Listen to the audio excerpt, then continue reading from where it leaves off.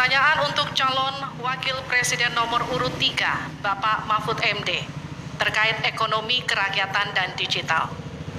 Digitalisasi membuka akses pasar yang lebih luas, tetapi juga berpotensi merugikan usaha mitra dan konsumen melalui penyalahgunaan data digital. Pertanyaannya, bagaimana kebijakan paslon untuk mengatasi hal tersebut? Waktu untuk menjawab 2 menit dimulai sejak Bapak menjawab. Kami persilakan. Baik, kalau kebijakan data digital yang terakhir ini kita sudah punya 2 undang-undang yang baru, yaitu Undang-Undang PDP dan Undang-Undang ITE yang baru saja diresmikan. Tapi lebih dari itu, menurut saya digital atau ekonomi digital ini tidak bisa dihindarkan oleh siapapun. Oleh sebab itu, ya kita tidak bisa menolaknya, tetapi harus berhati-hati karena terjadi disrupsi yang luar biasa dalam perkembangan digital ini. Saya menangani kasus misalnya pinjol, di mana rakyat menjadi korban dari kegiatan ekonomi digital. Ada kripto misalnya. Kasus pinjol itu sendiri sungguh sangat problematik. Kenapa? Karena dia dibuat secara hukum perdata melalui gadget. Rakyat yang tidak tahu langsung bilang, kamu mau pinjam uang sekian? Yes. Bunganya sekian? Yes. Kalau tidak bayar sekian? Yes. Itu perdata. Dan itu banyak yang menjadi korban. Banyak yang sampai bunuh diri. Ada seorang dari Semarang, seorang guru, meminjam hanya 500.000, kemudian hutangnya menjadi 240 juta karena selalu bertambah bunganya.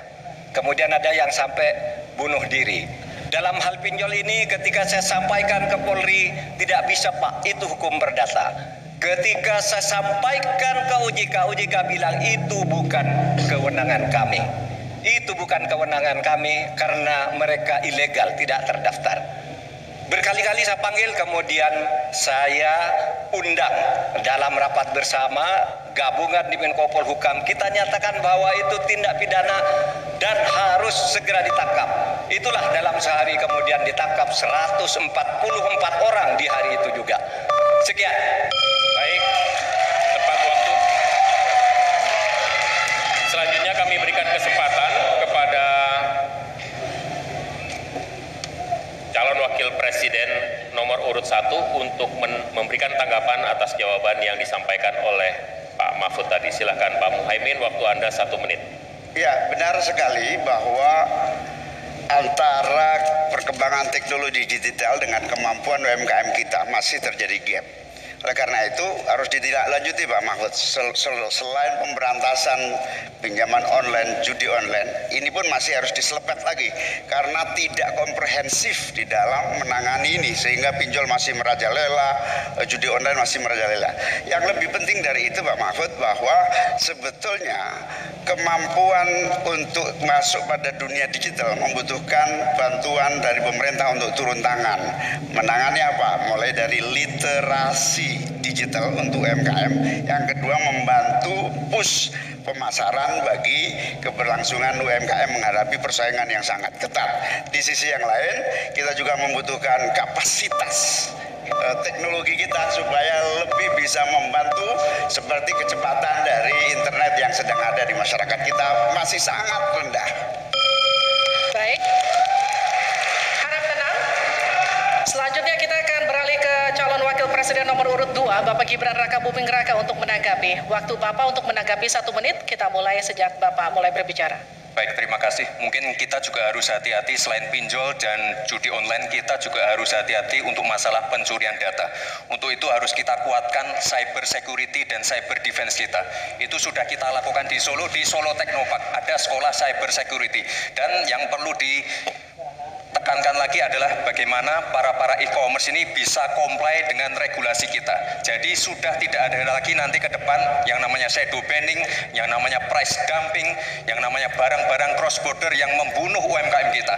Kita ke depan harus melindungi UMKM dan kita ingin sekali lagi, karena tadi Cak Imin bicara masalah literasi keuangan dan literasi digital, ke depan yang kita siapkan harus ada penguatan SDM, penguatan manusia digitalnya. Karena itu kita ingin anak-anak muda untuk ikut andil dalam hilirisasi digital yang akan kita canangkan sebentar lagi. Tenang. Saya hargai jika kita semua kooperatif.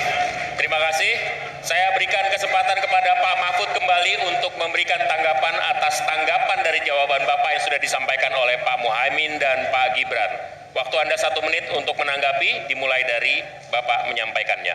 Alhamdulillah apa yang diusulkan ditambah oleh Cak Imin dan Mas Gibran itu sudah ada di visi misi kami semuanya. Tinggal baca itu.